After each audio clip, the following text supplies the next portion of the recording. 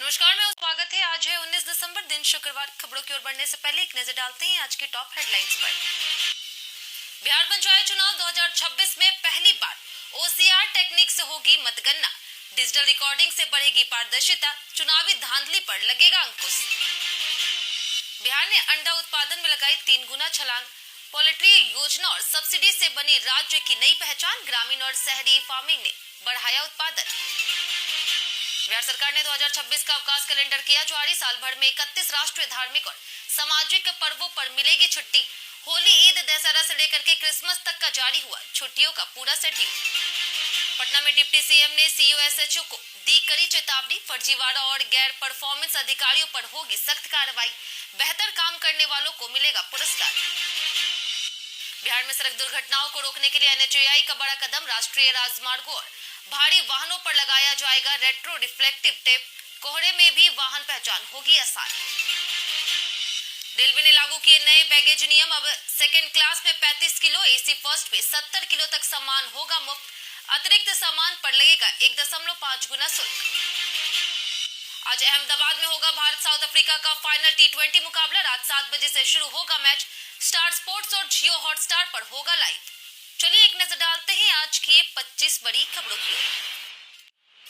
BOI के 514 credit officer पदों पर 20 दिसंबर से शुरू होगा आवेदन। बैंक ऑफ इंडिया ने 514 क्रेडिट ऑफिसर पदों के लिए आधिकारिक अधिसूचना जारी की है। इच्छुक और योग्य उम्मीदवार 20 दिसंबर 2025 से बैंक की आधिकारिक वेबसाइट पर आवेदन कर सकते हैं। आवेदन की अंतिम तिथि 5 जनवरी 2026 है। पदों का वितरण इस प्रकार है, जैसे एसएमजीएस 4 के लिए 36, एमएमजीएस 3 के लिए 60 और एमएमजीएस 2 के लिए 418। वहीं शैक्षणिक योग्यता की बात करें तो किसी भी मान्यता प्राप्त विश्वविद्यालय से स्नातक डिग्री, न्यूनतम 60% अंक। वहीं आरक्षित श्रेणी के लिए 55% अंक अनिवार्य है। वहीं आयु सीमा एमएमजीएस 2 के लिए 25 से 35 वर्ष, एमएमजीएस 3 के लिए 28 से 38 वर्ष, एसएमजीएस 4 के लिए 30 से 40 वर्ष है। वहीं आवेदन शुल्क सामान्य और अन्य के लिए 850 रुपए है। वहीं अनुसूचित और दिव्यांग के लिए 175 रुपए। वेतन एमएमजीएस 2 के लिए 64,820 से लेकर के 93,960 है। एमएमजीएस 3 के लिए 85,920 से लेकर के 1,05,280 है।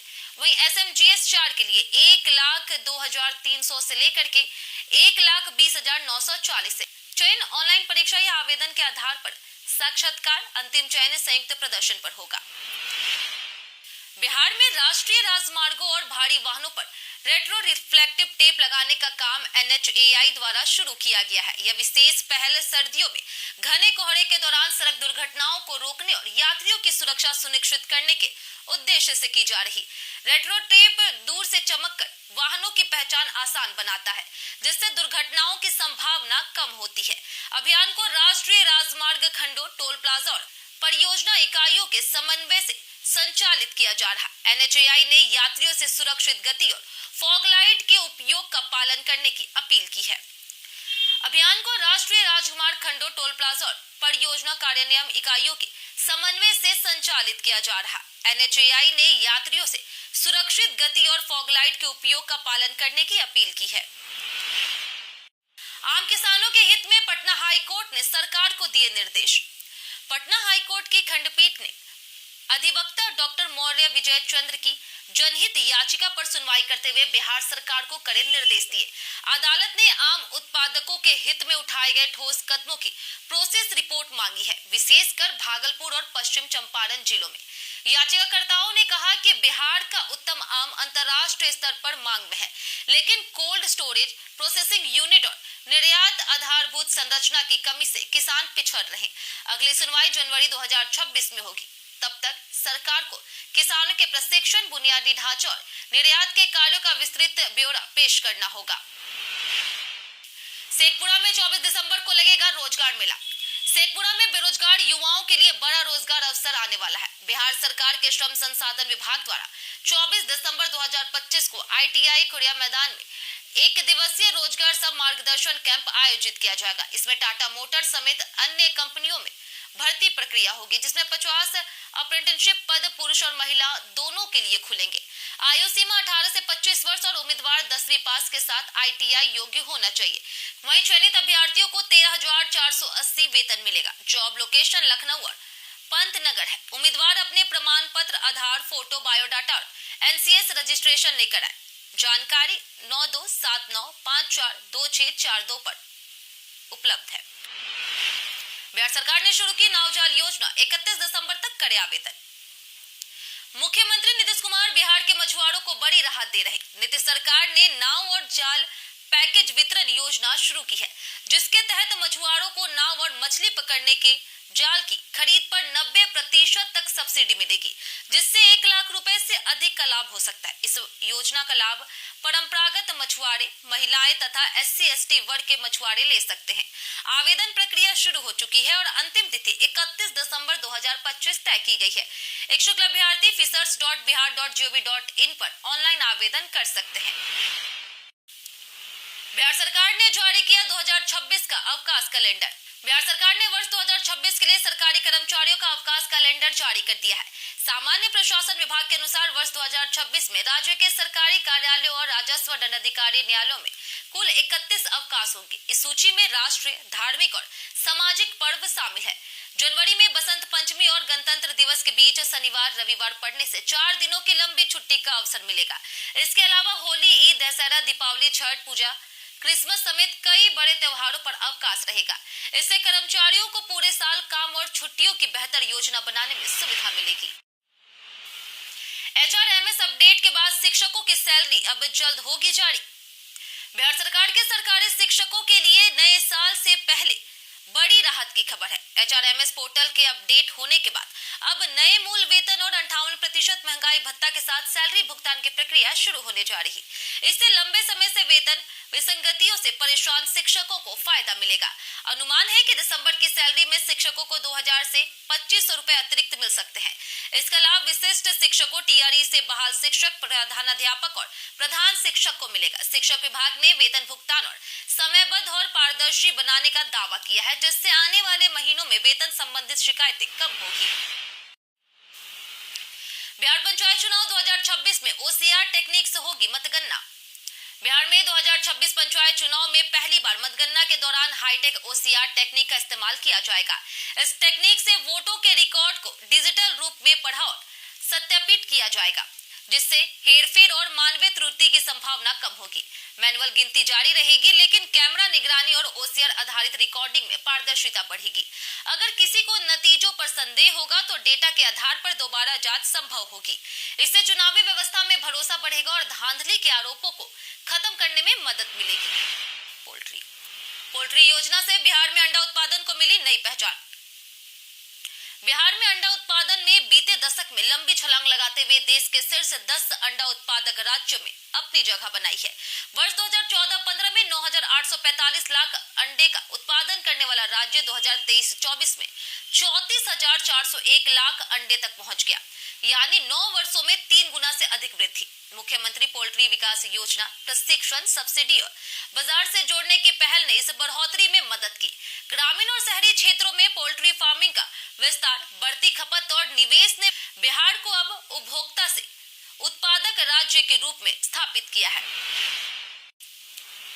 आज मुख्यमंत्री नीतीश कुमार करेंगे राजगीर महोत्सव का उद्घाटन।